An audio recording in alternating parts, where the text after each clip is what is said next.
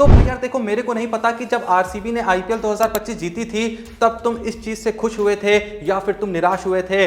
देखो, इस बात में कोई शक नहीं होना चाहिए कि बहुत से लोग होंगे जो आरसीबी को आईपीएल 2025 में सपोर्ट नहीं कर रहे थे, लेकिन जब आरसीबी ने फाइनली आईपीएल 2025 जीती, फाइनली जब विराट कोहली ने उस ट्रॉफी को उठाया, तो बहुत से लोग जो आरसीबी को जीतते हुए देखना नहीं भी चाहते थे, वो भी इस बात से खुश थे कि चलो आरसीबी जीत गई, चलो फाइनली विराट कोहली ने आईपीएल ट्रॉफी छू ली, उसे उठा के सेलिब्रेट कर लिया। लेकिन ऐसे लोग भी भाई भरपूर थे जो बिल्कुल भी नहीं चाहते थे, जो भाई मरने को तैयार थे, लेकिन आरसीबी को आईपीएल ट्रॉफी जीतते हुए देखना नहीं चाहते थे। इवन आरसीबी के आईपीएल ट्रॉफी जीतने के बाद भी वो बहुत ही ज्यादा इस बात से निराश थे कि क्यों आखिर आरसीबी आईपीएल ट्रॉफी जीत गई। लेकिन भाई वेंकटेश अय्यर जो हैं, हाँ वेंकटेश अय्यर को जानते होंगे ना, केकेआर ने खरीदा था 23.75 करोड़ में, जिन्होंने पूरा पैसा बर्बाद कर दिया, आईपीएल 2025 में बुरे तरीके से हक दिया। भाई उनका मानना यहां पर यह है क्योंकि उन्होंने कल के दिन कहा कि विराट कोहली क्रिकेट की दुनिया के किंग हैं, उसने पूरे क्रिकेटिंग वर्ल्ड को डोमिनेट किया है। सिर्फ मैं ही नहीं बल्कि पूरी दुनिया खुश थी जब विराट कोहली ने आईपीएल ट्रॉफी जीती। अब देखो, अय्यर का तो यहां पर यही कहना है कि पूरी दुनिया इस बात से खुश थी कि विराट कोहली आईपीएल ट्रॉफी जीत गए हैं। अब जो भी ये वीडियो देख रहा है ना, सच बताओ, तुम खुश थे, नाखुश थे, या अब भी इस चीज को सोच के तुम खुश हो या नाखुश हो या दुखी हो? जो भी तुम्हारे दिल की फीलिंग है ना, ऑनेस्टली एक बार कमेंट सेक्शन में बता दो। कौन क्या ही जज कर लेगा, कौन क्या ही कह लेगा, जो तुम्हारी ऑनेस्ट फीलिंग है सीधे कमेंट सेक्शन में बता देना। अगर तुम सोच रहे हो कि मेरी फीलिंग क्या है, तो भाई मैंने आईपीएल 2025 के दौरान कम से कम 100 बार हर वीडियो में कहा होगा कि भाई मैं इस आईपीएल में आरसीबी को सपोर्ट कर रहा हूं। हाँ, मैं हमेशा से आरसीबी का कट्टर सपोर्टर नहीं रहा हूं, लेकिन एक लंबे वक्त से आरसीबी ट्रॉफी जीती नहीं थी, तो मैं फाइनली विराट कोहली को आईपीएल ट्रॉफी जीतते हुए देखना चाहता था, क्योंकि मैं ये बिल्कुल नहीं चाहता था कि विराट कोहली कल को आईपीएल से भी चले जाएं। उन्होंने सब कुछ हासिल करा है अपनी जिंदगी में, सारी की सारी जो ट्रॉफीज इंडिया ने जीती हैं वो लगभग हर जीत का हिस्सा रहे हैं। ऐसे में उनके करियर की बात करते हुए हम ये ना कहें कि इस बंदे ने सब कुछ जीता, लेकिन इसको आईपीएल ट्रॉफी की जीत नहीं नसीब हुई। अब फाइनली आरसीबी जीत गई है। अगले सीजन में हो सकता है मैं आरसीबी को सपोर्ट ना करूं, अब जब सीजन आएगा तब बताऊंगा किसको सपोर्ट कर रहा हूं। खैर भाई देखो यार, तुम आरसीबी की जीत से खुश हो या दुखी हो, ये तो बात की बात है, लेकिन अगर तुम एक सीएसके फैन हो तो तुमको यहां पर खुशी मिलने वाली है, क्योंकि भाई आईपीएल 2024 के अंदर सीएसके के जिस इकलौते बॉलर ने थोड़ा सा काम करके दिखाया था, जिसने थोड़ा सा सीएसके का पैसा वसूल कराया था, क्योंकि बाकी जितने भी बॉलर्स थे कुछ खास नहीं कर पाए थे। ठीक है, खलील अहमद ने ठीक ठाक बॉलिंग करी थी, अंशुल कंबोज ने एक आध मैचेस में विकेट ले लिए थे,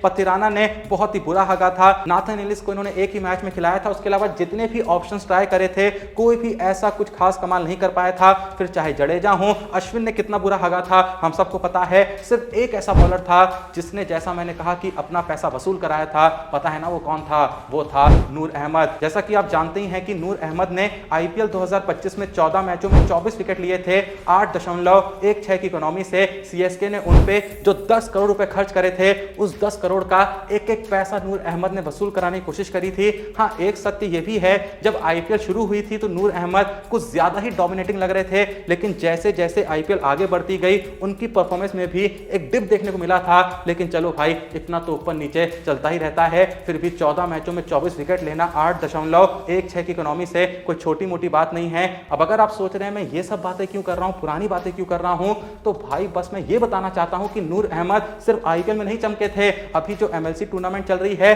वहां भी चमक रहे हैं, जहां वो आईपीएल 2025 में सेकंड हाईएस्ट विकेट टेकर थे, वहीं फिलहाल एमएलसी में भी वो सेकंड हाईएस्ट विकेट टेकर हैं। 6 मैचों में 10 विकेट ले चुके हैं 8.20 की इकोनॉमी से। तो बस मैं ये कहना चाह रहा हूं कि भाई सीएसके भले ही आईपीएल 2025 में बहुत से प्लेयरों को रिलीज करने को देख रही है, बहुत से नए ऑप्शंस के बारे में सोच रही है, लेकिन एक बात कंफर्म है कि नूर अहमद पे इन्होंने जो 10 करोड़ रुपए खर्च करे थे, ये लोग नूर अहमद पे अब भी इतना ही इन्वेस्ट करना बरकरार रखेंगे और नूर अहमद को अगले सीजन के लिए भी कंटिन्यू करेंगे। इससे आगे बढ़े तो भाई मैं बात करना चाहता हूं उन्मुक्त चंद की। अब देखिए, आप लोग सोच रहे होंगे उन्मुक्त चंद की बात क्यों कर रहे हो, रात गई बात गई, कभी भाई इंडिया के लिए अंडर 19 में खेलता था, चमकता सितारा था, कोहली और धोनी के साथ एड भी शूट करा था जहां कहा था कि जल्द ही मैं इंडियन टीम में आने वाला हूं।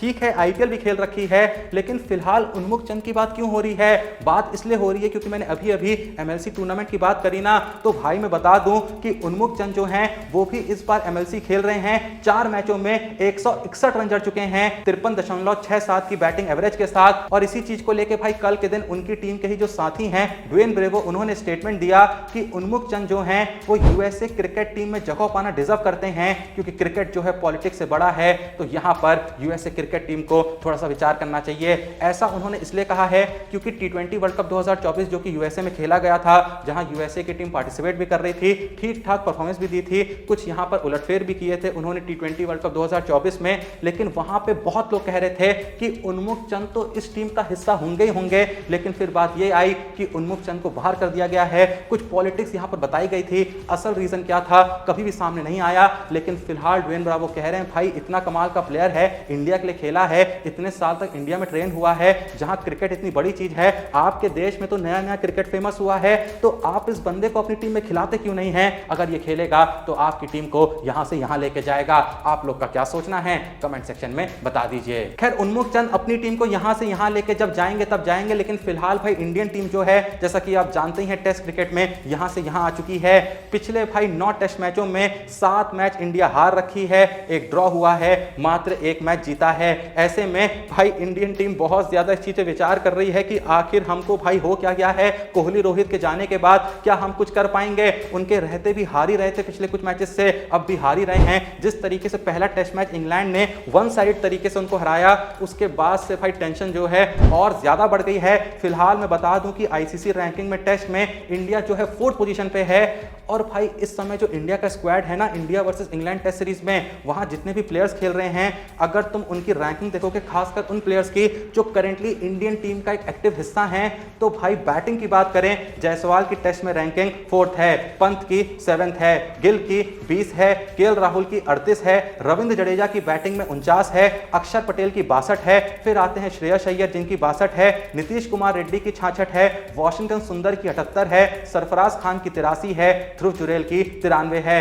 अब बात करें बॉलिंग की, बुमराह की नंबर 1 रैंकिंग है टेस्ट में, जडेजा की है 13, कुलदीप यादव की है 25, मोहम्मद सिराज की है 30, अक्षर पटेल की है 45, सुंदर की है 57, शार्दुल ठाकुर की 60, प्रसिद्ध कृष्णा की 72, आकाशदीप की 87। ऑलराउंडर की बात करें, जडेजा है नंबर 1 पोजीशन पे, अक्षर पटेल है 11 पोजीशन पे, सुंदर है 22 पोजीशन पे, बुमराह है 40 पोजीशन पे, कुलदीप यादव है 46 पोजीशन पे, शार्दुल ठाकुर की 48 है, नीतीश कुमार रेड्डी की 71 है, सिराज की 78 है, आकाशदीप की 95 है। हाँ भाई ऑलराउंडर की रैंकिंग में सिराज की 78 है। मैं ये इसलिए बता रहा हूँ क्योंकि लोग सिराज की बैटिंग का काफ़ी जिक्र करते हैं, तो ऑलराउंडर की रैंकिंग मिली है भाई सिराज को, भले ही 78 मिली है। खैर बस भाई आज के लिए इतना ही, ज्यादा यहाँ पर भाषण नहीं दूंगा, लेकिन एक बात कहूंगा, तुमको पता है कल के दिन जय शाह, गौतम गंभीर, MS धोनी और विराट कोहली की एक सीक्रेट मीटिंग हुई है।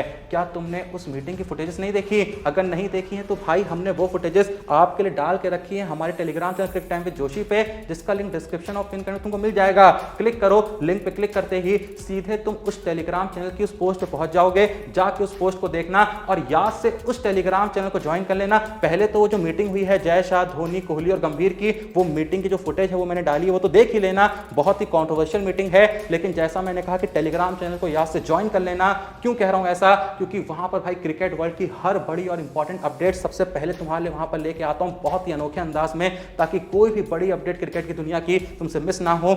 बहुत ही रेयर अपडेट्स होती हैं जो तुमको कोई नहीं बताएगा, सबसे पहला तुम्हारा भाई वहां पे लाता है। तो जल्दी जाओ, जाके क्रिक टाइम विद जोशी को ज्वाइन करो, लिंक है डिस्क्रिप्शन में। बाकी वीडियो को लाइक करो यार, चैनल को सब्सक्राइब करो। मिलते हैं नेक्स्ट वीडियो में, तब तक के लिए जय हिंद, धन्यवाद।